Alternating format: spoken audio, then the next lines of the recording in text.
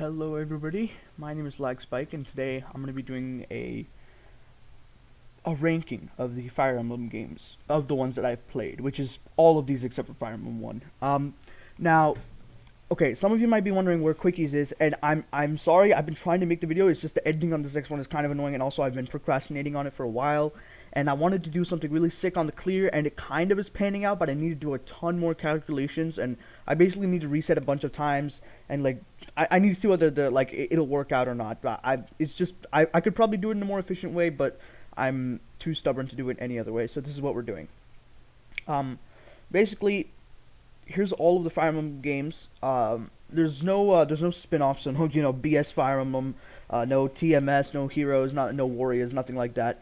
This is mainline 1 through 16. I will be rating all of these except for Fire Emblem 1 because it's the one that I haven't played. I've played through every single other one. FE3 has Book 1 and Book 2. They will be rated it'll be rated as like an average of the two. Nice to see that all three Fates routes are separate, so I can break people's brains later on. But we'll get to that when we get there. Now, obviously, this is completely subjective, but because you can't do an objective ranking of the games because everybody values different things. But maybe I can go into a little bit about what I like in my Fire Emblem games. Or even just what I like in video games in general, to let you guys understand why I'm doing things this way. The most important thing for me in any game is good gameplay. If a game has fun, engaging gameplay, then it would take a lot of other nonsense for me to actually actively dislike it. That's why I love playing Conquest so much, because the gameplay it's so well made. It's like a jigsaw puzzle, and every single mechanic that the game has fits into it perfectly. I love it. The next most important thing for me is music. If a game has a game, I love games with great music, and Fire Emblem tends to have great music, but some games, for example, the GBA series is really held back by the fact that it's on the GBA and the sound font is terrible, so it doesn't sound that great. It might seem unfair to some of you to hold games back because of that, but I mean, if I think a game is good enough to be in the higher tiers, it should still hold up despite of how old of a game it is. That's my take on it, basically. I also had a F tier row, but I don't know what happened to it. Give me a second. Let's do this. What? Okay, hold up. S, A, B, C, D. There we go. Okay, alright, let's get started. Fire Emblem 1. I haven't played it, so I'm not gonna rank it. Alright. Gaiden. Gaiden is typical Nintendo strats. Well, typical just video game strats, where you make a game, it does really well, but you don't really know what about it did well because you don't really have access to good, marketing strategies. You can't really reach out because it's like 1990. You don't have anything to do to learn what was good about a game. So you try something different, and in this case, I personally believe that, like with most of things, like most second games in series where they just didn't know what they're doing, the second one here was swing and a miss for me. Gaiden is an unbelievably tedious game. The only thing that makes this game anywhere less tedious than it could be is the fact that you have access to warp. But even then, you can't turn animations off, and there's dozens of enemies each map. There's enemies that spawn more enemies. Every map basically is a route map except for few exceptions. There's very little dialogue. The storytelling is sparse. The music is good for its time, and in fact, some of the tracks are extremely ambitious, and I respect it, but still, it's on the NES, well, I guess the Famicom, so, I can't give it any more than, the F tier. I'm sorry to all you Gaiden fans. Actually, you know what, I'm not sorry, because if you like Gaiden, what is wrong with you? This game is, seriously, this game is so scuffed. There's some cool stuff you can do with, killing people and recruiting them, but the fact that the gameplay is, and the map design is so just not there, just can't overcome that. It's so poorly designed. It's definitely a swing and a miss. But thankfully, the world of Valentia gets its time in the sun, kind of, later on. Let's move on to Mystery of the Emblem.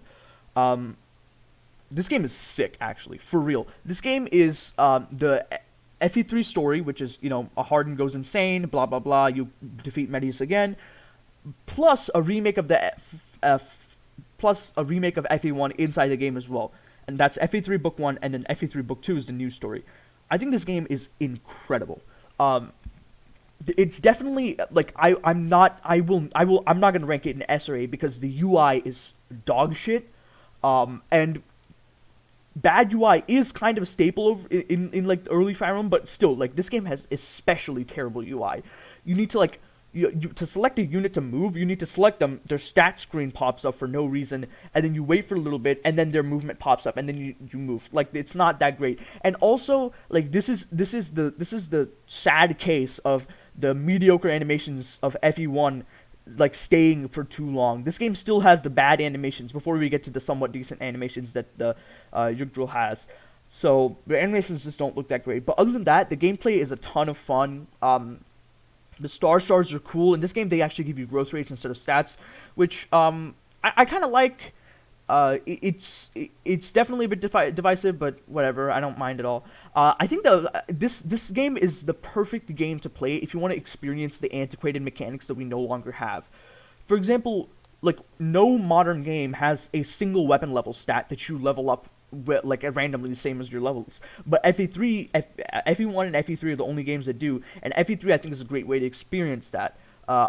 Like, same thing with not having a magic stat, stuff like that. I think it's a great place to experience that kind of stuff. And also something unique about FE3, I think it's the only game. Let me see. It's 1 4 4 4 4 4 4 4 4 4 5 5 5 5 5. Yeah, it's the only game in the series where the doubling threshold is 3 instead of 4, 1, or 5, which is kind of unique. But I think this game is good enough. Despite how old it is, I think it's worth getting a B tier. Next up is Genealogy already. People are not gonna like me for this one. Now, Genealogy it's a fine game. I don't think it's great. I don't think it's bad at all. But it's definitely not like the best. The gameplay is pretty dull because if you're playing it in the quote-unquote optimal way, what you're doing is you're sending your lord against every single enemy in the universe, and you're seizing the castles immediately, and that's not fun at all. Of course in Gen 2 you're using some rescue strats, okay, fair enough, whatever. That's not really that entertaining to play, and if you're playing it in the way that I kind of recommend, which is using your own like meme units and trying to do wild stuff with with Lou and Lester. I mean, Lou and Lester, definitely do not do Lou and Lester, for the love of God. Lou and Arthur, stuff like, do dumb stuff like or like Azel Dermot for magic sword strats. Even though it's not like great, I still think it's a fun time. But then what ends up happening is you end up going a lot slower to facilitate those builds, and it just doesn't work out. If you just give me a moment here, sorry about that, I had to sneeze. Yeah, as I was saying, there's just a bit of tension between those play styles. I think the story is fine. This is the most subjective thing I'm probably gonna say in the entire game. In the entire list, I definitely don't like the message of the story. And I don't really like ambiguous stories, but that's beside the point. The message of the message that FE4 has doesn't really, like, I don't really like it, because it's basically, you have all these units like all these substitute units like Radney, Rotovan, Mid, Femina. They all try their best. They all do as hard as they all try as hard as they can, but even a dozen of them isn't as good as a single heiress who's just lucky enough to be born under the right bloodline and have access to the Mistletoe, which I just don't like, that whole born for greatness kind of thing. It's definitely unique these days, because a lot of media tends to be like, you can do anything, which actually I still like, but I do understand that it's a bit unique. But again, just because it's unique doesn't mean that I have to like it, and I definitely don't like the message. There's some cool mechanics in this game, like the thief system, like how gold works is basically EXP later on, how you sell and buy things. I do think it's a bit cool. your characters like the whole Gen 1, Gen 2 thing can come as a pretty big shock if you don't know if you don't know about it. I knew about it, so it didn't come as a shock, but I'm still gonna give it credit for that. But like, other than that, what is there in FE4 that's like pursuit is the worst concept for a skill ever made. You can't double unless you're lucky enough to have pursuit, even though most units are gonna have enough attack speed to most, like, for example, there's so many like let's see, like for example, like Femina or something. She has a sword. She's fast enough to double like a large number of enemies, but she just doesn't have pursuit. If I remember correctly, I might just be not remembering though. Like the substitute units are like kind of trash, except for like what's his face, Dimna, who can be pretty cool because he can get like insane strength early on. But like having a lot of these, there's a lot of arbitrary restrictions placed on units just because they're not super relevant to the central plot, and I kind of don't like that. Like, making the plot relevant units good is fine. I mean, Conquest does that. Camilla, Xander, Leo, Elise, Corrin, Azura, they're all great units. But it doesn't shaft any unit that's not a royal. For example, a properly trained master ninja Silas can technically, and I stress the word technically there, can technically do kind of the same thing that Xander does, except slightly less bulky. But he does have access to soul, which Xander does too. But still, like, that's kind of what I'm saying. Like, if you put a lot of effort into an Odin, he can kind of do what Leo does. Camilla's only real super unique thing is that she's an insanely early, super strong combat unit, and you can kind of replicate that with Korn or Elise, but then again, those are also like special units. But I mean, the point is, you can make it work. And there's units like Niles who are insanely useful and super relevant, even though they're not plot relevant at all. But in FE4, the game actively shafts non-plot relevant units, like the substitute units, by making it so that they literally can't double, because the game's like, haha, you can't double, idiot. And it's just, and also the weapon balance is dog shit. I can't, like, I know I shouldn't be talking when I'm coming from Conquest, and when I'm a Fates player, and the Fates weapon balance is pretty atrocious as is, but like, FE4 weapon balance is on a whole new tier of terrible. It is so utterly awful. Like, if you use Axis, you're a bad unit, straight up. Unless you're Lex, and even then you're kind of a mediocre unit, because it takes a while for you to get the Brave Axe. Like, it's a death sentence to be unlucky enough to have the wrong weapon type. So I just can't endorse it. I'm gonna put it into the C tier, and I might move it down, and you'll hate me for it, but I will do it if it's necessary. And now we come to this is the unsuccessful game. This is the not perfected game. This is the perfected game. Thracia 776. Ooh, baby, this game is sick. This is quintessential Kaga right here. If you want to experience what Kaga game design is like, you got to play this game. Now, I will admit, there is a lot of bullshit in Thracia. The 1 to 99 hit system, it doesn't really make much sense. I don't really appreciate it as well. That's one of the things I really don't like about it. There's some like seriously egregious stuff like amber spawn ballistas. There's a lot of like weird stuff like that. The game often like throws haymakers at you without you knowing. It's really tough to play the game blind. You do need to know about like the basic structure of the game to do well. You do need to know that you're gonna need your staff users. You're gonna need to abuse the fact that you have so many warp staves. You're gonna need to abuse your insanely powerful combat units. You need to abuse captures if you can. Like, but the game gives you so many tools to go against the grain. The scrolls in and of themselves are such a boon to the player. Giving like you can make any bad unit good with just putting some scrolls in their inventory for most of the game and training them up. It's insane. And the people kind of like my personal favorite unit is Olwen, and she's not even that great, but the fact that the game gives you so many tools to make units good. Like, Owen has Dire Thunder, which is dual phase Brave Tome, but if she gets hit before that, she's basically dead because she doesn't have any bulk.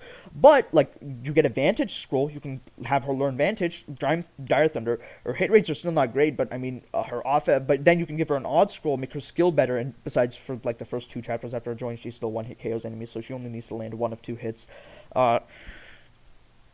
There's a lot of things you can do in Thracia, and I think that the freedom, basically Thracia is just a race of who can do the more bullshit strategy first.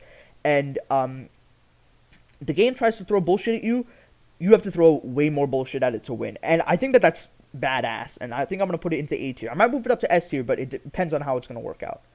FE6, fuck FE6, fuck this game. Actually, like, this game can actually piss off. I hate it. I hate it. I hate it. FE6 is, it's everything that's wrong about Fire Emblem put into one package. Unclear expectations. The game doesn't. The game's pretty unclear about how to get the true ending. Like, asinine recruitment conversations. Like, it's not like, well, that's not really true, but like some of the recruitments are pretty fucked up. Like Douglas is annoying as hell. Stuff like that. Like, units that are better than other units for completely arbitrary reasons, and it's not even because they're super relevant to the plot. Like, Percival is a great unit, but he's not even super relevant to the plot. He's just relatively relevant to the plot. He's a general for Etruria, but Etruria doesn't do too much. It does a decent amount, but it doesn't it doesn't do too much. It's more of Roy and Cecilia. Milady is an insanely strong unit, and she's one of the Wyvern Knights of Burn, and she's a flyer unit, so she doesn't even need the hard mode bonuses. Basically, your worth as a unit is determined by whether you're lucky enough to spawn as an enemy unit or not, and that's fucked up. That's so fucked up. And even then, some units that spawn as enemy units, like Douglas and Hugh, don't get it just because they're not reinforcements, even though there's some of the units that could really benefit from having hard mode bonuses. And then obviously the hit rates are shit. Your like axe units suck because their weapons are total trash. Like, I checked, on average, weapons in FE5 have 15 less hit, 10 to 15 less hit than weapons in FE6. 10 to 15 less hit than weapons in FE7 and FE8. FE6 is running on FE5 weapon numbers, but they don't have any of the sauce with the scrolls and the boosters and the easy to access boosters and the ease of promotion. None of that to back it up. None of the cool game mechanics like stealing items. None of it to back it up. It's just a failed. I don't respect it. I don't respect it at all. The ambush spawns are often bullshit. Like, at least in Thracia, the ambush spawns are bullshit, but you have like a ton of really strong combat units to deal with. You have Finn, Dagdar, you get Ralph, you get Amalda, you get a ton of extremely strong pre-promotes, so you have ways of dealing with the enemies. This game, you have like 3 units, and a lot of the units, again, have this issue where if you lose one of an incredibly large number of units, your true ending is just gone. Let's see. If you lose Liliana on chapter 8, if you lose your dancer before the end of chapter 12, if you lose your dancer, not only do you lose the true ending, you also lose access to Percival, which is great because it's not like you need Percival. It's not like Percival's super important or anything. You lose, what's next? Chapter 12X. Chapter 14X. Oh, yeah, if you let Sophia die, Sophia, who's a unit that's incredibly easy to let die, then you don't get 14X. And also, if you let her die in the map, you don't even get the Guiding Ring, which is one of the very few Guiding Rings even available in the game. If you kill Douglas because he's an enemy that's been harassing you for the entire map, then you're fucked out of 16X. It's if you let Thea or Shanna die, then you're screwed into Sakei route. If you let Shin or Su die, you're screwed into Ilya route. And if you lose one unit that's a flyer and one unit that's a nomad, you lose your true ending. If you lose Milady or Zeus, you're screwed out of 21X. There's so many unbelievably nonsensical ways for you to lose the true ending it's just not made better by there's a barrage of late game staff spam, late game fucking late game staff spam, late game what is it, siege tome spam, late game wyvern spam, which might not seem like a big deal because you have the legendary weapons which are effective against wyverns, and they do a good job of killing wyverns, until you realize there's 20 uses for each of them. 20 uses. That's like 20 wyverns, and there's like 50 wyverns on chapter 21 by itself, and if you break one of the weapons, good luck, your ending is gone. It's so fucked up. There's so much wrong with this game, and nowhere near enough right with it for me to put it anywhere other than D tier. Okay, let's move on to FE7. FE7, like, you might think that I just hate the GBA system, but no, FE7 is able to fix a lot of the issues with FE6, but it has a lot of its own issues. As much as I really don't like FE6, there, like, one thing that the game actually does reasonably well is it forces you to go fast. I prefer games that encourage you to go fast, like by, getting rid of villages if you don't go fast, instead of, slamming amber spawns up your anus when you don't go fast. But that's beside the point. FE7 as a game is a bit too easy, and and the game is not incredibly well designed. Like, there's a lot of defend maps. Your units are super early determined by whether they have a mount or not, which is again something that I don't like arbitrary unit ranking placement, which again, it's gonna go down a bit, but FE7 doesn't even have that great of a story. Like, same with FE6. FE6 story is fucked. Like, what is it? Roy beat dragon. Roy save world. Wow, what a unique story, guys. It's not like I've heard that 5 other times before. Yeah, FE7, it's not that great either. I think that because the game isn't painful to play, I would put it above FE6. I would rather have an easy game that's bad than a hard game that's bad. Then we move to Sacred Stones. Sacred Stones, I think, is the ideal GBA Fire Emblem. It still is a bit too easy for my taste, but I think that if I'm, if you're honestly, if you're playing GBA, if you want to play a hard Fire Emblem game, just stop playing GBA and you'll be able to find plenty of difficulty. You can play Thracia, you can play FE12 hard difficulties, you can play Conquest, you can play Rev, you can play Radiant Dawn hard mode. You can play Shadow Dragon hard 5, even though I don't really endorse it. There's a lot of other ways you can find difficulty. Just don't, if you want difficulty, don't play GBA. That's basically what it comes down to. FE8 has a reasonably interesting story with Leon's character development and his and it's actually kind of sad as well, because it's basically like a tragedy. It's kind of like Shakespeare, except it's less pretentious. So I kind of like it a lot. I'm not gonna put it above FE4 because I think FE4 is definitely better than FE8, or is it? Yeah, it is, because you still get, because the best way to play is still Degeneracy in FE8, by using just Seth and Dusel and Cormag and Tana and Vanessa and Franz and all these mounted units. But I still think that the split promotion, 2 routes, at least one of your main lords isn't actual dog shit, unlike in FE6 and kind of FE5. Leaf is kind of bad as a combat unit, but he's not bad as a unit in general, but that's beside the point. You know what? I think I'm going to bump up FE4. And I'm going to put FE8 at C tier. Actually, hold on, let me think about this. FE8. Soundtrack of FE4 is better, even though it's a bit repetitive. You can only hear so many times before you lose your goddamn mind. I kind of want to put it here. I'm gonna put FE8 above FE4. I might think about it later and then fix it. But the thing with FE8 is another thing that I really like about FE8's soundtrack, which I don't really see often in many other games. The only other game I can really say this for is the Fates games. And that's that the soundtrack is incredibly unique.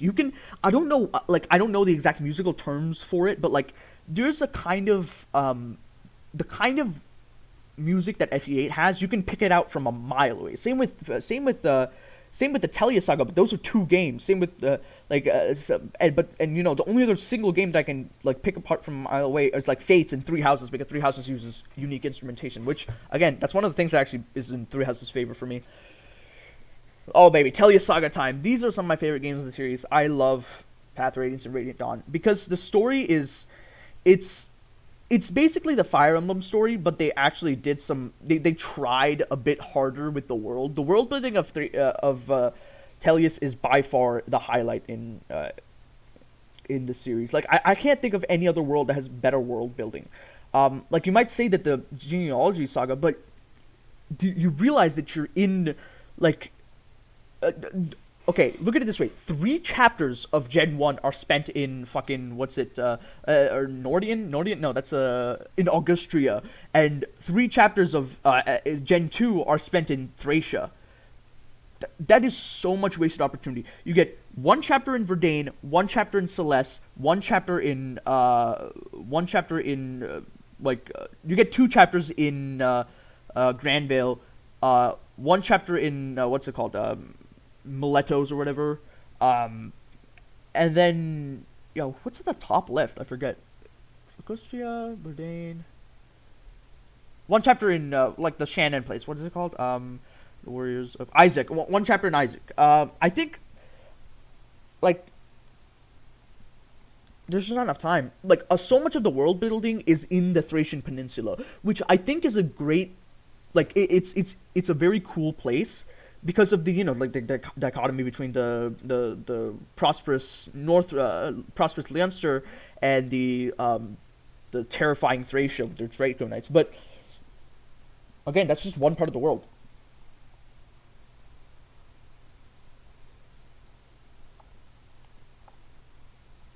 Sorry about that. In the Telia saga, you go through all over the place. You start off in Crimea, you go to Gallia, you spend some time there, you skip Goldoa, which is kind of ominous, and I think it's it's a call forward to Radiant Dawn. You spend some time getting attacked by Kilvas and Phoenicius. You go to Benyon, you stay in Benyon. Benyon is the big place, and that's important to learn about, so you spend some more time in Benyon. You learn about the terrible corruption in the Senate and the systemic racism that's been affecting the Laguz for so long. You go to Dain, and then you have to go back to Crimea full circle. You basically make a circle around the continent to free Crimea back, and you get to meet so many cool characters, so many cool places, and there's so much world building, and it's so rich. I love the Telia saga. Now, more of my like goes towards Radiant Dawn than Path of Radiance, because Path of Radiance, I'm putting Path of Radiance below Thracia. The issue with Path of Radiance is that the gameplay is fucked. Like, the gameplay is, like, it's so bad. The Path of Radiance is the first, like, one of the many games in the series. FE4 also suffers from this. There is no way to skip the enemy phase, and that's hell. Unless you have speed up, Path of Radiance is fucked.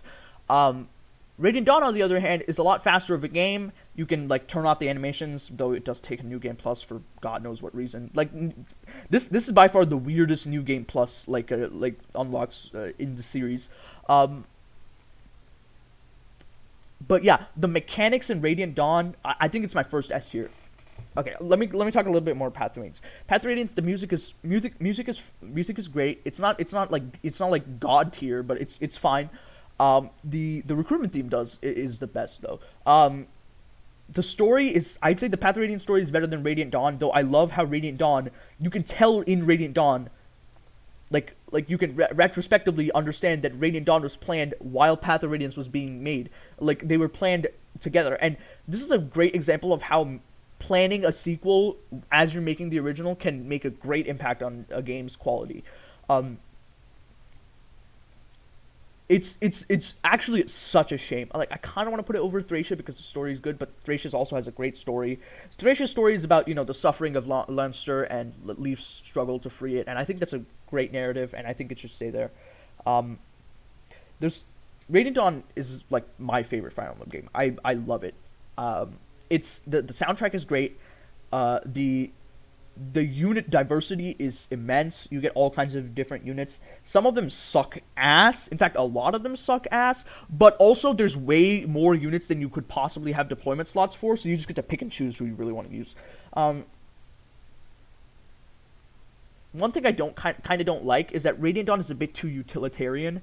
The support conversations from Path of Radiance were totally gutted in face for like the super like utilitarian like hello there, support gain increased like supports, which which is great from like a gameplay perspective because you can make sure that anybody that has Earth can support with anybody else that has Earth, but I find that it's a bit of a missed opportunity, especially when it also unnecessarily shafts all of the Dawn Brigade. It shafts the Crimean Royal Knights from having extra development. It shafts all of the new characters, and I find that that's a missed opportunity in Radiant Dawn. That's other than that, the map objectives. Radiant Dawn has the most varied map objectives. A lot of games have like many games in the series just have Cs. That's all they have. Some games like FE7, FE8 have stuff like route, kill boss, and defend, which is kind of cool. But then you go to Radiant Dawn, there's all kinds of wild objectives in all kinds of extremely unique situations. There's burn the supplies. There's there's 3 endgame, which is just keep killing the enemy, and it really that really works for the tone because it shows you like how terrible the war is, because everybody's just it's senseless murder. It quite literally looks senseless to you because there is no map objective. There's no map objective. There's no reason that you're doing it. You're just doing it because that's what you've been doing so far, and I guess you have to because you think that the game's smart to put you in the Grail Mercenaries then, because you at least think that the people on the other side are doing wrong things, and so you're taking them out because they're trying to oppress the Laguz and whatnot, and they're trying to start another war. They're they're subjugating Dayan. You're against Benyon, stuff like that. But I just don't think that there's that kind of like unique multifaceted narrative that actually works. Like Three Houses tries it, but it definitely does not work. Like Fates tries it, and it sure as fuck does not work. You get to actually the issue with Three Houses and Fates is you have to experience them in separate routes, whereas all the storytelling is given to you in almost all the storytelling you can experience in a single run of Radiant Dawn, and you can tell everything. The gameplay is also fun as hell. The fact that they made the skill system a lot more forgiving, where you can unequip and re-equip skills, you just love to see it. The bonus XP system is back. Also, other thing I forgot to mention, one thing that really does like go as positive points towards the gameplay for Path of Radiance is the base system. The base system, which for some ungodly act has never come back yet. Like, what has Intelligent Systems been doing? Do they not realize that this is one of the best mechanics in the series? Bonus XP, skill assignment, stuff like that. It's the bonus XP system in Radiant Dawn is so cool. It's one of the most interesting mechanics in the series because of the way that you can. It's a mechanic that you can directly exploit, or you can just throw bonus XP into units and just call it. It's I don't know. I just love it. And there's so many ways to do different things that you want Radiant Dawn. You could go fucking oh wait, no. There are some things that do hold it back from being like the best gameplay wise. I still think it's my favorite because I love the game, because I love the gameplay combined with the story, combined with the music, combined with the visuals as well. The Radiant Dawn visuals look stunning. They're on the Wii, so they are a bit crusty, but you can scale them up. If you GameCube and Wii games have this thing where they just scale up tremendously well. You play like Metroid Prime on console, and it looks kind of fuzzy, and it's like, yeah, it's on a CRT, whatever. You do it on an emulator, and you scale up the graphics, and the game looks stunning. Radiant Dawn, I think, has the best visuals out of the series, and that's stupid because it's been 6 games since then, and we haven't gotten a game with better visuals than a game that released like around the time I was born. So that should tell you something about how good Radiant Dawn looks. The unit balance is definitely a bit scuffed, but the game is definitely hard enough for me to find it challenging, and also, the main lords are, for the most part, reasonably usable. For example, people trash on Micaiah a lot, but she's really not as bad as people say she is. In Part 1, she's the only unpromoted unit in Part 1 that can actually equip the Paragon, so you can give her Paragon, and she can pretty easily kill armors with Thani, and then after that she promotes and gets staves, and you never have to see her in combat ever again. So she's fine. Um, you also get to like control the Black Knight, which is badass. There's just a lot of cool stuff in Radiant Dawn. It's just a hot mess of insane mechanics and cool game ideas that they never would have been able to put in anything else. They could have tried to put in, like, for example, they basically put capture in the game for the enemies for one map where they can capture Leanne on two prologue, and the prologue of part 2, and they can run away with her, and if you do, you lose the map. What the fuck? They did that for one map? That's the only map you fight in the air. There's clouds for terrain that move each turn. Set to, like, what are these programmers on, dude? These guys are insane. I love this game. This game is awesome. This is my favorite Fire Emblem. Like, no doubt. Well, actually, there is some doubt because I love Conquest, but it's the fact, like, it used to be Radiant Dawn, Thracia, FE9, another game, like some other games in order that we'll talk about later, and then Conquest, and then every time I replayed it, it creeped up a spot. But the fact that Radiant Dawn has been holding against it for so long is just proof enough for me that Radiant Dawn is incredible. Next, we move on to FE11, Shadow Dragon. Shadow Dragon is I don't really like it as much as a lot of other people like it. It's either too easy and boring. Well, first of all, what we need to get out of the way is what everybody always says. The game doesn't really look that great. The visuals are not that pleasing. It's a bit dark. Like, when I say dark, I don't mean like oh my god, people die in this story. Wow, no, not that kind of dark. The colors are not bright at all. It's a bit dull. The story is much more clearly told, which I do appreciate. But I don't think it's like FE3 already did that better. And the meta is fucking stupid. Like, people actually like playing this game when the only thing that matters about a unit is whether they have C rank lances or not. Like, what the fuck kind of game is this? Why do I want to play this game? Like, on normal mode or hard 1, it's way too easy. On hard 5, it's just stupid. It's ballisticians and people with C rank lances, and like that's it. And like some of the fights later on are just stupid, and like the bosses early on are cringe as hell. Like, you have to, like, the hand axe guy, fuck that guy. He doubles every single person in your army. It's so dumb. And like, Shadow Dragon is the reclassing is incredible though. I have to say, the reclassing, the forging system, it's great, but in the way that the enemies and the meta of Shadow Dragon is set up, it sadly only contributes further towards that kind of degenerate, just use Rider's Bane to deal effective damage to kill enemies kind of meta. It's really sad, but like it's a good thing gone wrong. However, like, the music does slap. Like, I respect the music a lot. And you know what? Now that I'm thinking about it, I am going to move FE4 up. I think I'm going to leave Shadow Dragon in C tier. It's the main issue with Shadow Dragon for me is that it's just like, it's like the Virgin Shadow Dragon versus the Chad New Mystery. Like, New Mystery the Emblem is just a significantly better version of Shadow Dragon. Everything except for plot, and even then, like, the plot is still there under all the this is the first game in the series to really do like a self-insert. And this game is definitely, I would say that this is by far the most egregious self-insert that the series has. In Awakening, the game still makes it clear that Chrom is the main character. In Fates, your self-insert is the main character, so it makes sense. Echo doesn't have a self-insert, and Three Houses has one, but the story still revolves around the world of Fodlan to some extent. And Chris is definitely by far the most egregious because it's a self-insert that butts in on an already made story and takes up time that should be devoted to the characters that are already in the game. However, the gameplay is nasty. The gameplay is sick in FE12. The maps are incredible. They finally balanced out the enemies so that you have the ability to use different units. The difficulties are actually like made well. Like, this is the first game in the series that actually managed to make a good hard mode, a good like high difficulty, because like hard 5 Shadow Dragon is just inflate enemy stats. Hard mode here is already too easy. Hard mode here is also already too easy until Genesis when it's fucked up.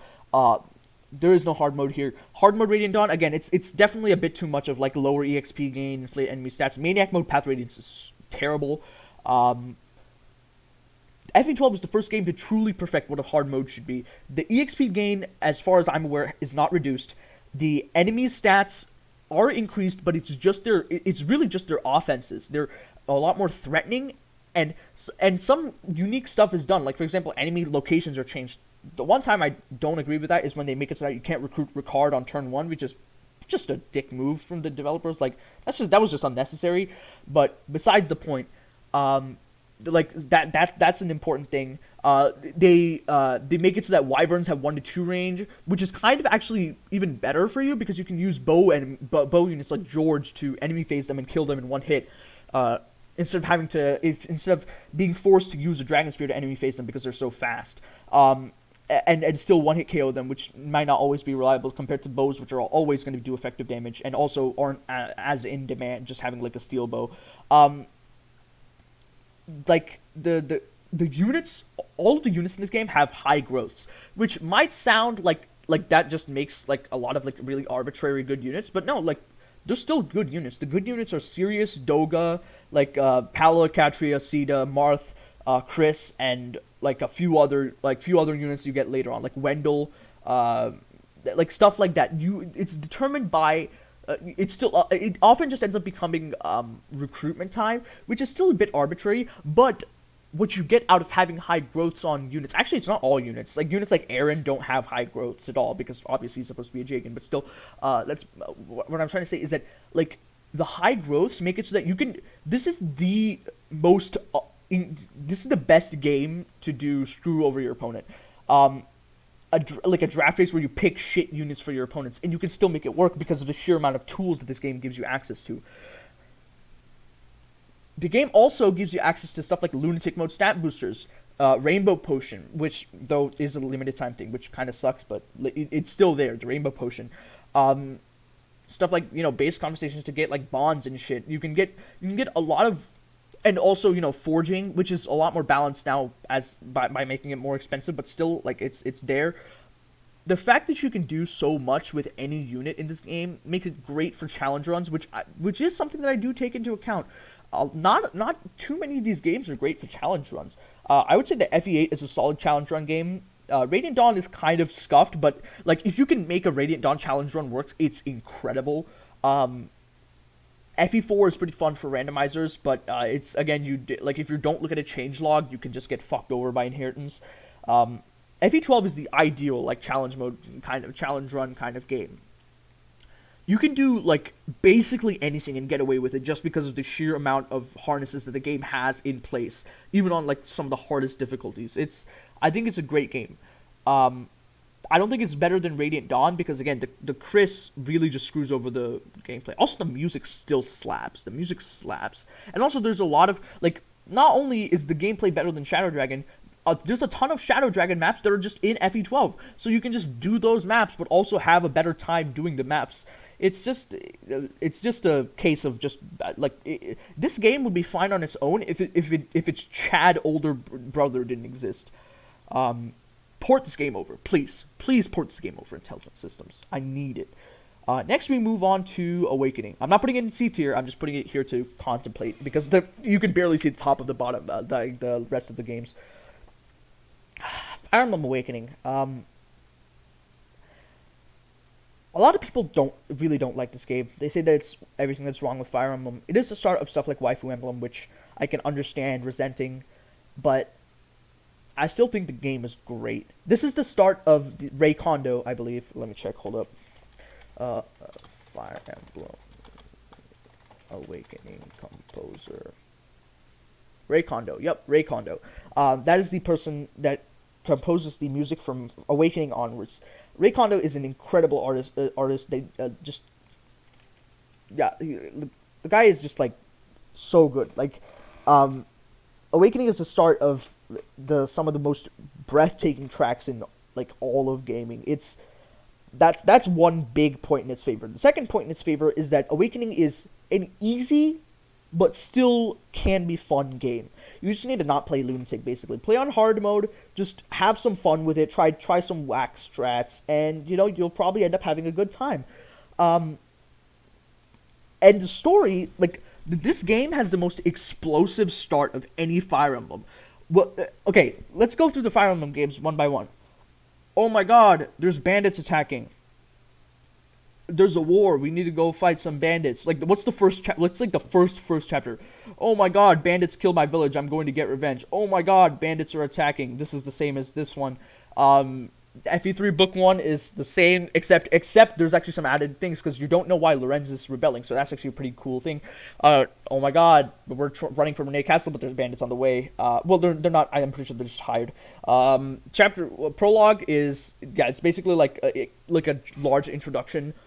This prologue is pretty cool because, again, you have a bunch of stuff established. You learn about the basic plot.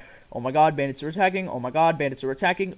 Oh my, and what the hell is Lorenz doing? Awakening is, you're up against the final boss. You kill him. You get a beautiful cutscene. You stab Chrom in the heart. He says, "This isn't your fault." You wake up in the field. The game has started. What other game has anything close to what this game does? No other game has a prologue as good as Awakening. This game is a master of creating intrigue in the player when you first play it. I was so interested in this game because the first 10 chapters of this game are chef's kiss. It's gold. That's like gaming gold, because there's so many great moments, because even though there's some waifu emblem stuff right there, but there's characters. Yeah, you get to learn some more about the characters. You get to talk with them. They interact with the other shepherds. You get to learn about a lot of characters. You fight your enemy. You get friends with you. Frederick is still kind of a dick to you, but that's just kind of his character, so you deal with it. And then chapter 9 and then chapter 10 hits.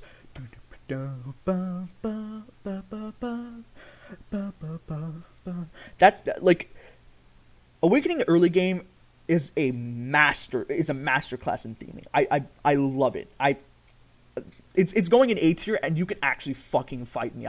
I do not care.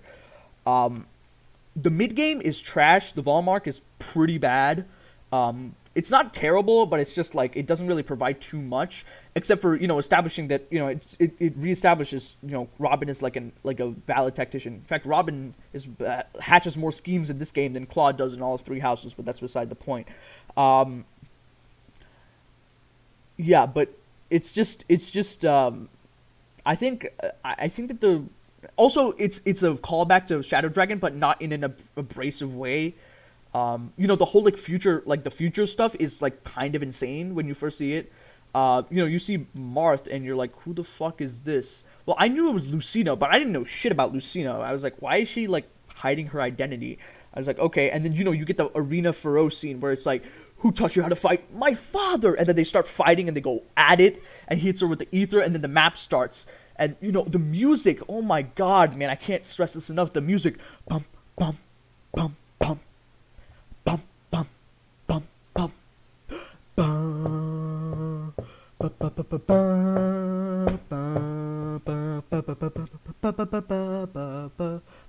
And then there's the chill tracks.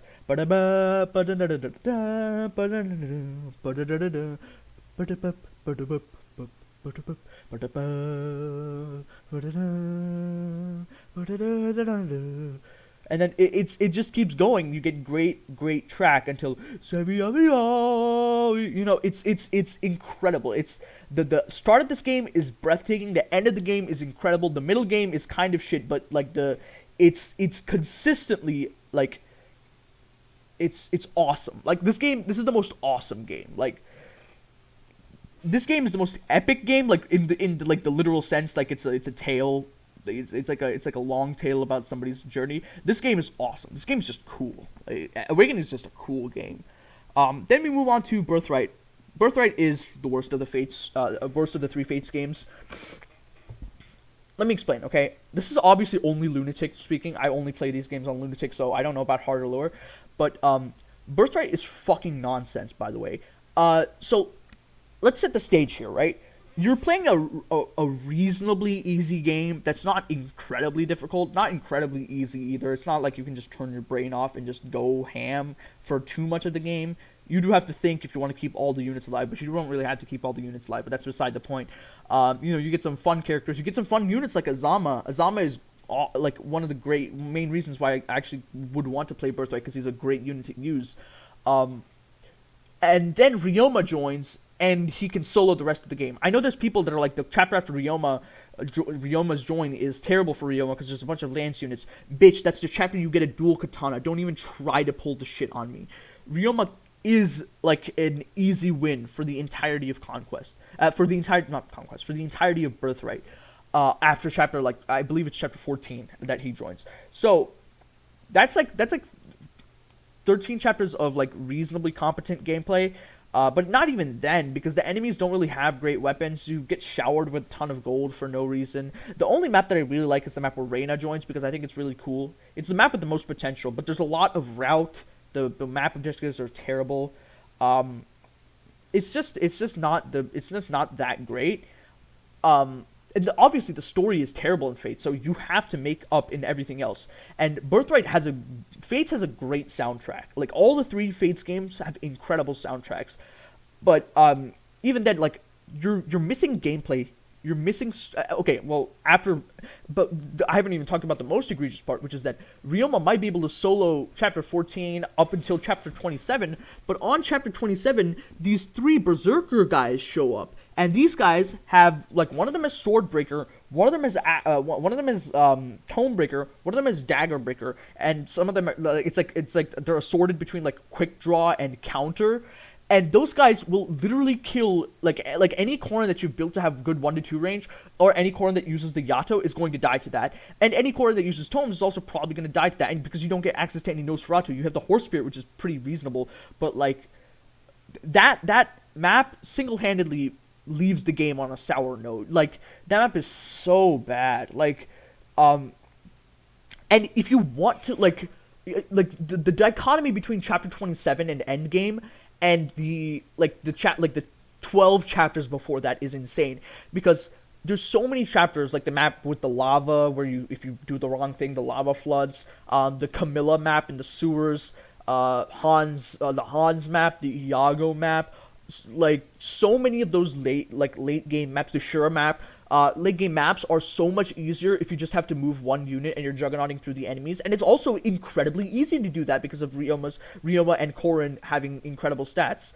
But then on chapter 27, you're probably kind of screwed unless you have a bunch of like reasonably well-trained units. And again, you do have Shura, who's pretty strong, but you need to be able to take out so many units before you can make the playing field safe, because there's some really scary. There's like a maid that's like pretty threatening. She has like dagger fair or something. And like Garen is is pretty annoying to kill, and like it's too hard. It's too far away to move up. For endgame, you can just deploy somebody that you've had undeployed, like have a reclassed Reyna that's a Falcon Knight, move up, rescue Corrin, move up to Garen, and because you've probably got at least an A support with Ryoma, you probably have access to life and death, and just do life and death sword fair, what is it, the noble Yato, the blazing Yato against Garen, and kill him. But chapter 27 by itself makes this game so much worse than it needs to be. This game's going into the top half of F tier. Next up is Conquest, right here, buddy. I'm gonna give myself, the recording says 53 minutes. I'm gonna give myself 7 minutes to talk about Conquest, because I need to make sure that I cut myself off. Otherwise, I'll keep going. Okay, let's start off with the soundtrack. The soundtrack to Conquest, and all of Fates in general, is beautiful. It's incredible. A lot of people will complain about Lost in Thoughts All Alone playing on a lot of tracks, and that is kind of annoying, but that's just like Ray Kondo's like musical signature. In Awakening, Fates, and Echoes, and Three Houses, all 4 of those games have lead motifs that they constantly play throughout the game. That's just that I think that's just a way that the musical director wants to do it, and I respect that. And even then, the music is great. You know, like how many incredible tracks are there in Conquest that you can remember? I can remember so many.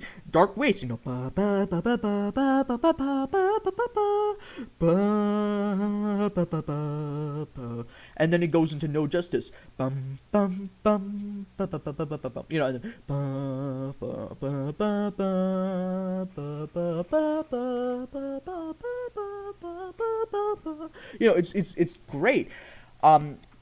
There's the rev map where you get some of the rev music, you know. I don't really like that one, but like that's just personal opinion, so I don't really care. It's still a fine track. I just don't really. It's just not really my thing. And then you move on to chapter 17. You get on chapter 14. I forgot chapter 14. You get Vanity Judge. That I almost did Metallica's one. You know, bong bong bong bong bong bong bong bong bong. Yeah, but anyways, you know, Vanity Just. You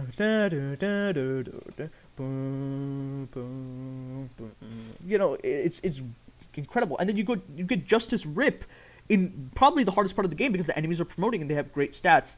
You know, and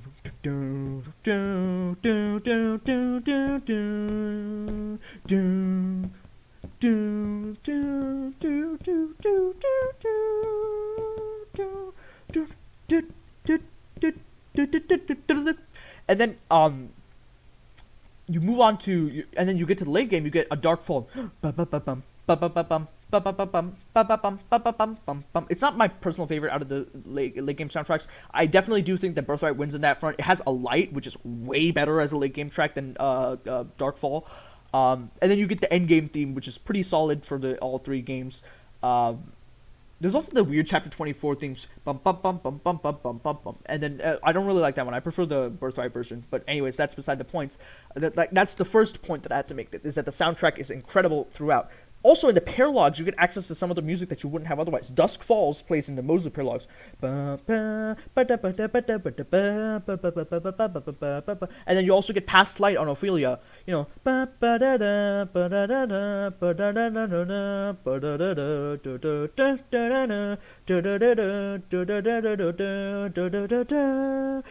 don't even like that song that much, but it's still great that you get access to it in the game. The only track that you're really missing in Conquest outside of DLC is Conquest, which is kind of ironic. You know, the track from Awakening for DLC. Bum bum bum bum bum. That plays on Kaeldori's Fairlog because obviously their units based off the whatever. There's also some like, and then let's move on to the what was I going to talk about next? The plot. The plot is shit. Next point. Move on to the units. The units are so well designed in Conquest.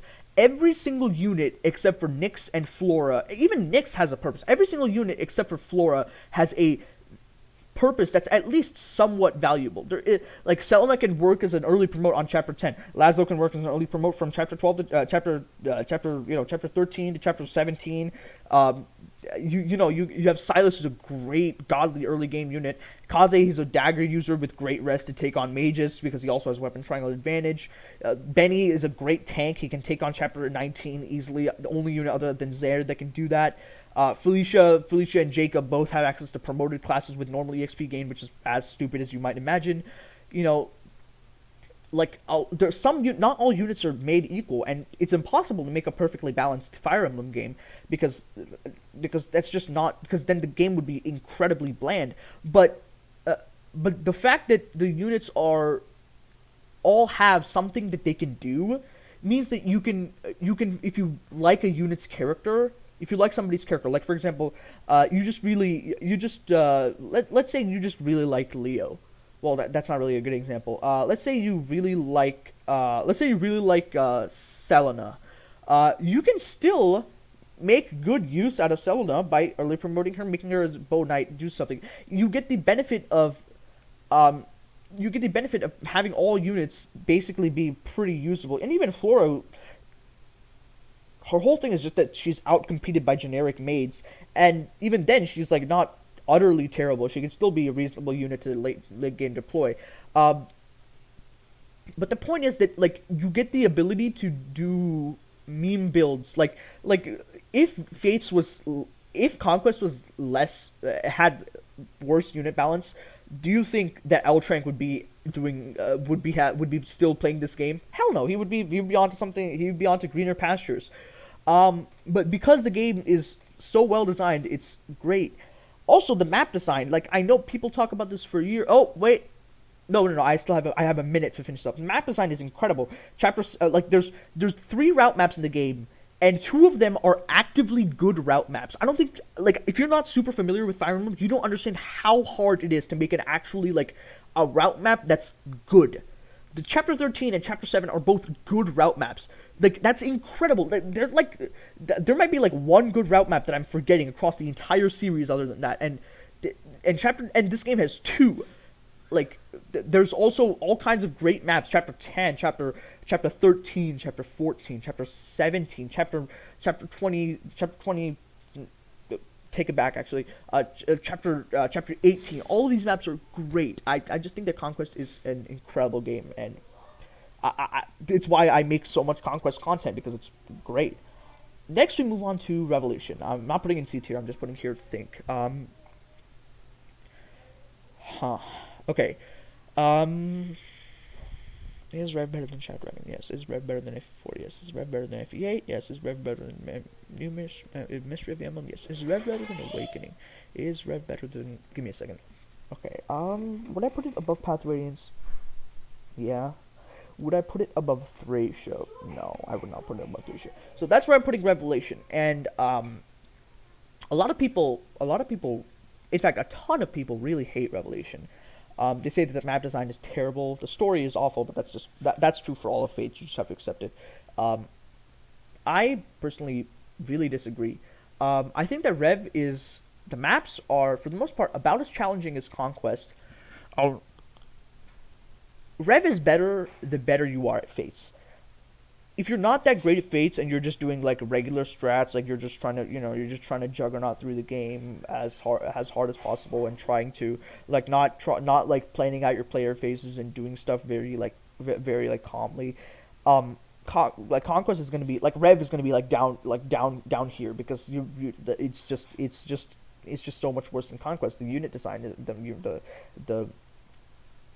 unit design is not even on this close to the same level. You get Nyx with her Conquest stats, and then Birthright Shura who's level 10 promoted on the same map, doesn't work.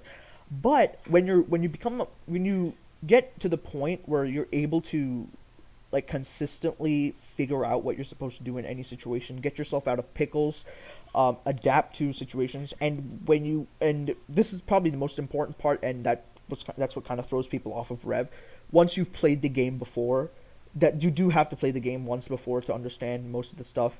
And Conquest isn't like completely free of that. You do need, you basically kind of need a map of Chapter 12 on Lunatic to make sure that you're doing like the right thing with the pots. You don't like 100% need it, but you would definitely benefit from having it. Rev is just that, except the game gives you a lot more units to do things with. The maps are about as challenging. I'm not like there's a couple of really terrible maps in this game. The Sumeragi elevator map, I have no excuses for. It's an awful map. The stealth map as well with Mikoto, I also have no excuses for. That's a terrible map. Other than that, the maps are actually relatively tame. Like, let's see.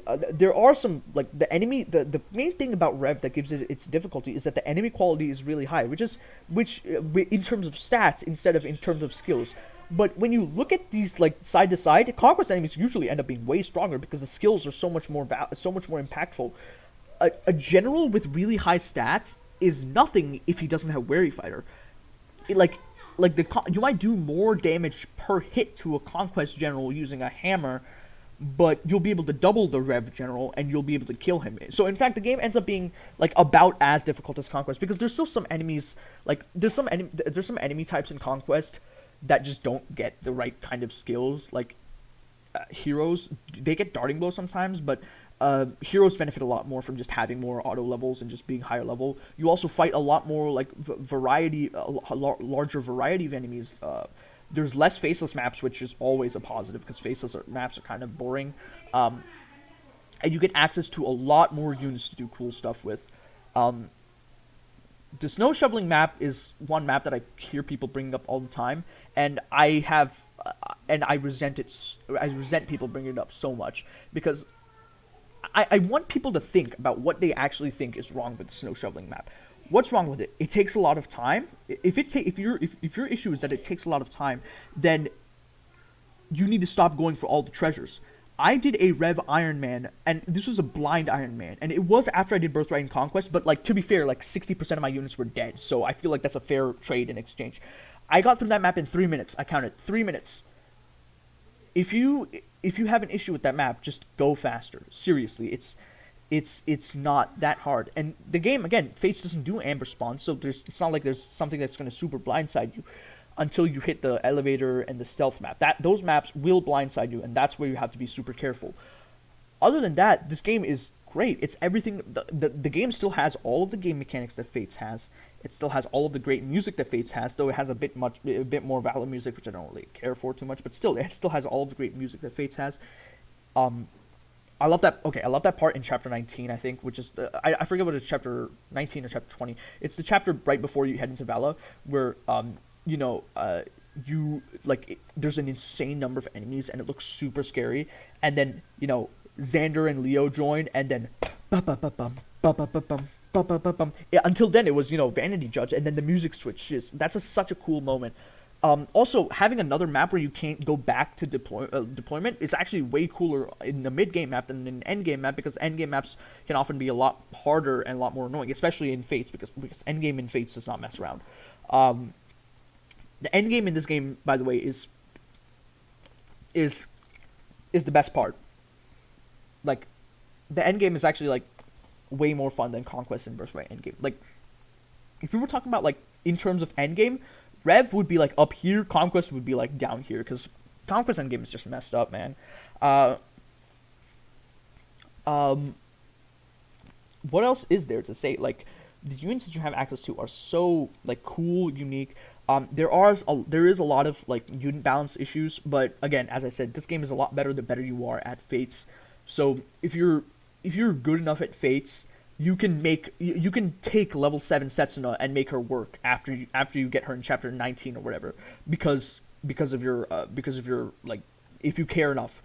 If you care enough, you can make any unit work, and even then, like, you can make you might give the argument of, yeah, you can make any unit in FE6 work. Training Sophia in FE6 is much, much, much, much more annoying than training somebody like Setsuna in Rev, because training Sophia in FE6, you know what tools you have to give to her? Stat boosters. That's it. That's the only tool you can give her, aside from a promotion item, which you can't even use to make her better. In Rev, you can give them tonics, you can give them meals, you can give them pair up, you can give them rallies, you can give them a proper like husband or an A+ support partner to get them into a better class. You can, like, there's so many things you can do.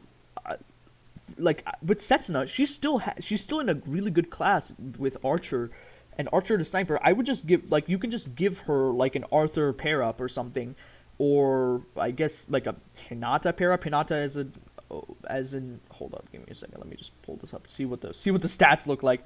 Rev Hinata Oni Chieftain. Okay, let's see. Oni Chieftain and Hinata. Yeah, you can give Hinata an Oni Chieftain. He gives her 6 strength and 6 defense, 1 luck. That's enough to get her dealing damage. Then you add rally speed from Reina on top of it, because like Kinshi Reina is great, but eventually her stats, her skill, and her HP is just not going to be enough, and you're going to need the extra bulk that comes with being in Falcon Knight, because Falcon Knight has just way better class stats than Kinshi Knight, but that's beside the point. You can have skill speed. Rally speed, rally skills in general are going to be doing a great job. You have Shura by now, and he's probably a Bow Knight, and I mean he's level 10 promoted, but like he probably got like enough levels to get access to rally skill if you want. You probably have access to like 1 Berserker by now, because if you I do, like I can do it with like Baruka, or I sometimes like to use Charlotte. It's a fun time. You're actually a Wyvern by now is probably like, Camilla probably is a Wyvern by now. has rally defense. You have a lot of good access to like stat stacking. Stat stacking is what makes Rev so much easier and so much more fun to make units work than in FE6. Okay, that's all I have to say about Rev. I spent 8 minutes on Rev, and honestly, I'm fine with it. It deserves that 8 minutes. Fire Emblem Echoes: Shadows of Valentia. This game, I'm putting it there to think, by the way. This game is, I don't know how to think about it. Like, this is basically, like, it's just Gaiden, but the soundtrack and the visuals are way, way, way, way, way better. Like, the sound font of the Famicom versus the sound font of the 3DS, there's no competition. This 3DS sound font is, like, the music. This game does justice to so many of the tracks. Here, hold up. Let me pull something up. Okay, I want you to listen to this for a moment.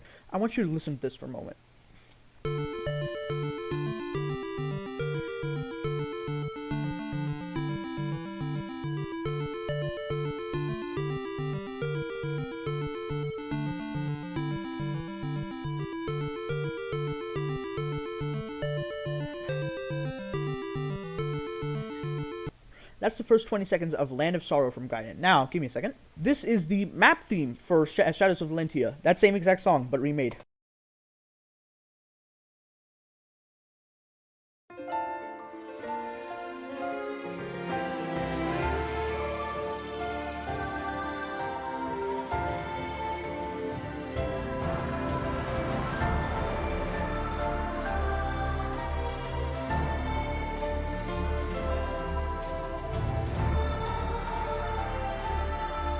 Now, that's what I meant when I said this game does justice to its predecessor. Now, this game is a love letter to Gaiden. It's filled with so much thought and care for Gaiden, and I think that's incredible, but also the map design still is trash. Like, we have to come to terms with the fact that the map design is still bad. This game actually fleshes out some of the characters, give you something like Birthright, which a lot of people think is kind of lame, but I think it's kind of cool. I love me a good character that goes absolutely insane because of the corruption of dark influences. I think that the visuals actually look good even though it's on 3DS. Like the in battle animations for like Fates and Awakening don't look great, especially Awakening. It looked terrible. They don't even have feet in that game. In this game, they have feet and they like actually like do stuff, and it's also fully voiced, which is definitely a plus. Also, you know, there's a lot more witty banter without there being like. There's also less of a waifu emblem thing, which I don't really care too much about because I actually find that the waifu emblem stuff actually like helps out with making the gameplay the way you want it a lot more. But that's beside the point. This game like this. It hurts me because this game could have been like if they just said, you know what, we're not going to be completely faithful. We're going to remake these maps and make them fun. This game could have been no contest the best Fire Emblem by far. Like, I don't even care that there's not skills. Like, if this game was fun to play, like I would be playing Echoes. Like, this channel would be an Echoes channel. But the sad part is that it's not. It's the fact that it's such a love letter to Gaiden also holds it back because Gaiden is terrible source material. Gaiden is not, like, it's all the way down here. The source material that it's representing is not that great. But even then, like, the passion that's put into it, like, I love you can tell the effort that went into this game. You can tell how much care is put into this game. I have to put it up here. Like, I wanted to put it lower, but I respect the game so much. I'm probably not going to play it ever again, but I respect it a lot. Also, it doesn't hurt that the story is, like, actually, like, kind of interesting. And, yeah, they added, like, Faye and Conrad, which is kind of weird. Like, I don't really get it, but meh. I mean, like, they had to do something, dude. The plot of Gaiden is not even there. Like, there's nothing there. I also like that they actually made it so that you can tell that Zeke is Camus.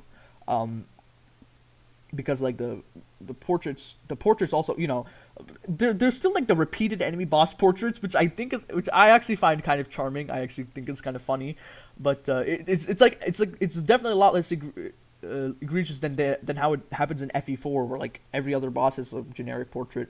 But yeah, no. Anyways, this is Three Houses. I'm putting in here the thing. Now, one thing I really love about Three Houses is the instrumentation. It's very different. It's very different sounding. It's very distinct from the other Fire Emblem games. If you don't believe me, just like there's like dubstep in this game, which is weird because like, I'm not saying it's bad, but it's definitely unexpected for a medieval combat game. But honestly, I welcome that. I think Three Houses is my most favorite thing about Three Houses is that like is the novelty in the music. The music is incredibly novel. Like I love the way it's done. The visuals are kind of terrible. The cutscenes. Okay, another thing I need to talk about. Like the cutscenes and Awakening Fates, the 3DS era cutscenes. In fact, the Radiant Dawn, Path of Radiance, Radiant Dawn, and the 3DS era have immaculate cutscenes. They look incredible. Like the Path of Radiance and Radiant Dawn cutscenes, voicing is terrible, but they still look great. The cutscenes look beautiful. But then I don't know what they did. Like people kind of give Echoes a bit of flack for its cutscenes, but it's a bit more like rigid. But I kind of like that. I like that style a bit more because I just don't know. I just kind of I don't mind it. I think it looks fine. I like the more I like the thicker lines on people because in Awakening cutscenes the outlines on people is super soft, whereas in Echoes cutscenes you can like I just don't know. Like I like it's like what is it? Akira's work in Fire Emblem Heroes. I just like it when there's thick lines on character animation. Something about it. The cutscenes of Three Houses are so bad. They're so bad. I don't know what they were thinking. Why didn't they... Like, this game obviously has a bigger budget than something like Awakening. It's on a different console. Like, they have to use, like, completely different engine.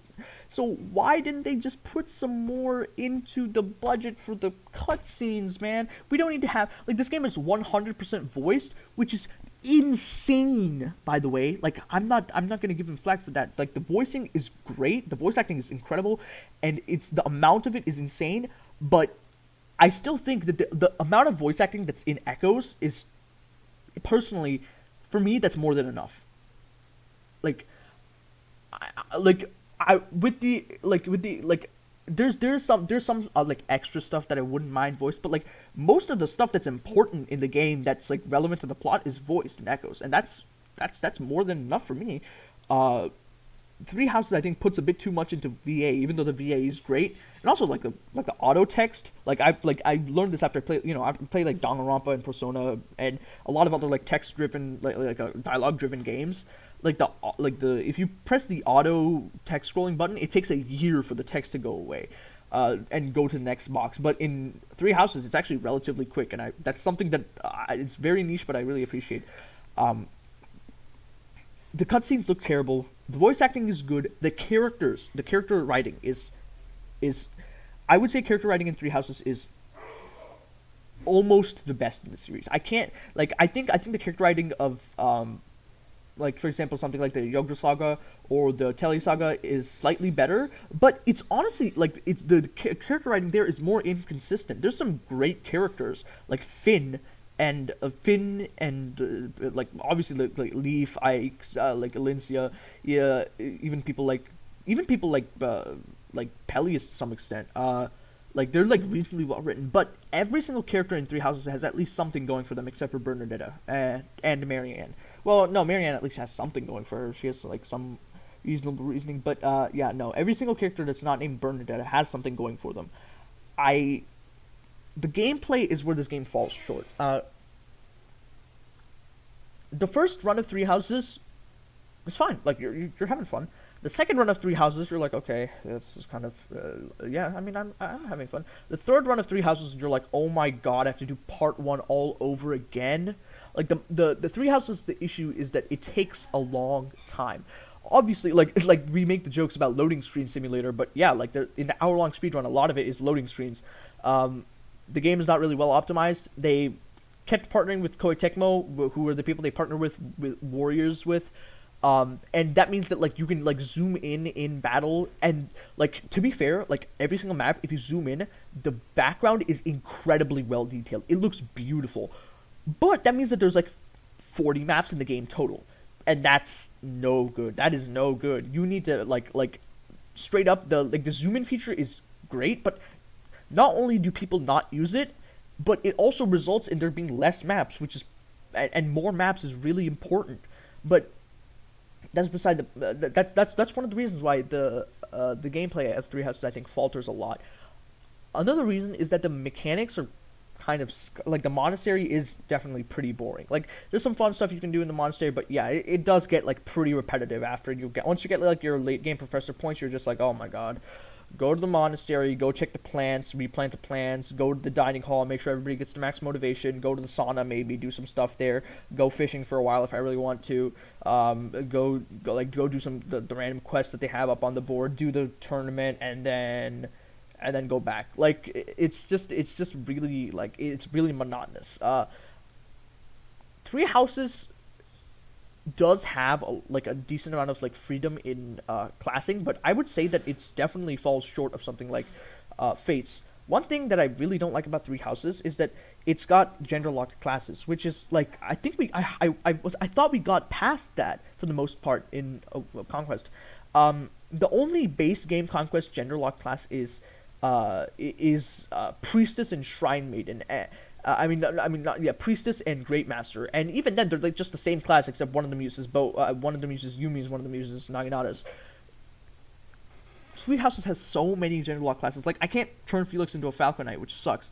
I can't turn any female unit into a War Master. I can't turn them. I'm pretty sure I can't even turn them into a hero, which is really annoying because it has Vantage. Like also the battalion system is kind of cool, but also extremely unbalanced. There's a lot of really broken stuff. Basically, and on hard mode, Three Houses is really, really, really annoyingly easy. But thankfully, like, a lot of the maps are kill boss. But then, like, that's the thing, right? In Fates, in something like Rev, with the snow shoveling map, it takes, like, 3 minutes to do. But after that 3 minutes, you're not subjected to another, like 20-minute long monastery walk. You just go to the next map. In Three Houses, you have to go to the monastery and do like another month's worth of nonsense after you beat a map. And a lot of late game maps are kill boss, which you can just one turn. And so like you're doing like a month's worth of preparation for a minute's worth of gameplay, which is terrible value. The plot is like if you ignore this 2/3 of the plot is pretty good. This half of the plot is pretty good. This half of the plot is pretty bad. But like this half of the plot is really really really good. Well, not really really really good. It's pretty good. Definitely like I would say it's around like FE8 Awakening tier, where the plot is largely inoffensive but has some great moments. And then, but then after that, like what are you getting out of Three Houses? You're getting good character writing, and you can just look up supports online. So, what are you getting out of Three Houses? Aside from like the story around like Dimitri and the story around what Claude wants to do, it's not really that good. The Three Houses has this terrible thing where it does not play to its strengths at all. Three Houses' strengths is reasonably solid world building and character writing. But there's so much of Three Houses where like it's just you and the main lord and like a few other and one or two other people that are relevant for like the part. That's why I like Blue Lions the most, because almost every single person in the Blue Lions has some kind of relation to somebody else in the game, and a lot of those relationships are uncovered and explained in part 1. Like, it's just Edelgard in part 2, and it's just Claude in part 2, and it's like Petra kind of a little bit, but like not really even. And Hilda, like that's it. It's like Edelgard, Hubert, Byleth. That's it. Like Byleth, Sedith, and like some like Alois, Gilbert. Sometimes that's it. In Blue Lions, you have Felix, who's not only he's like Dimitri's foil. His whole thing is to call Dimitri out on his nonsense, but also he's related to he's also related to his dad is also pretty important. So like he's relevant to the plot to some extent. Annette's dad is Gilbert, and because you get Gilbert in part 2, and she's talking about her dad, and she talks about Gilbert if you talk to her in the monastery a lot, and you find out about that stuff. That's another character relationship that also comes to pass in the story. Sylvain and his brother, you have to fight Miklon in every single route, but none of the routes it's as important as when you have Sylvain. But even though Sylvain's a pretty easy recruit for all 3 routes, but still, Lonato is the same thing with Ashe. That's pretty impactful. Mercedes, you don't learn this until a lot later, but Mercedes and Death Knight, that's an important relationship. Dimitri and Dedue with each other is also a really important relationship. Even though sadly, like because of Blue Lions Part 2 does falter because like Dedue could have died, so they don't have a lot of dialogue with each other. There's also some serious like plot convenience, like how like Flesh like spends like a whole minute giving a monologue to Dimitri about how she's gonna stab him, and then Rodrigue still gets in the way and manages to like what is that? Like the part 2 of these games is not part 1 of Blue Lions is by far the best.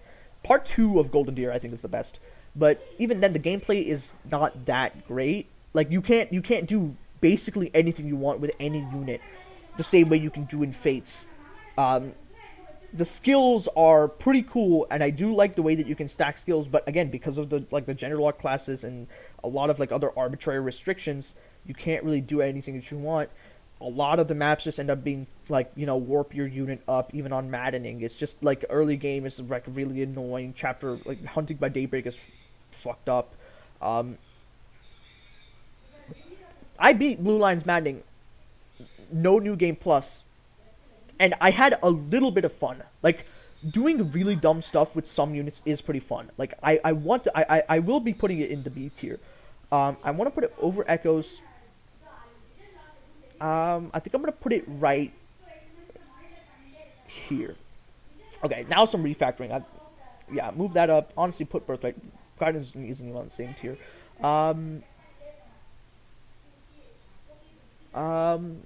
Yeah, I think this is fine. Is New Mystery better than Conquest? Fuck no. Is Awakening better than Echoes and FE4? Echoes and FE4. Both these games are about the same level of, like, the gameplay is not that fun, but the story is pretty cool. I'd say FE4 story is cooler though. And even FE4's gameplay actually has some like cool parts, like the inheritance stuff. Like that's actually cool. Whereas Echoes doesn't really have anything cool in the gameplay. It's just kind of cringe.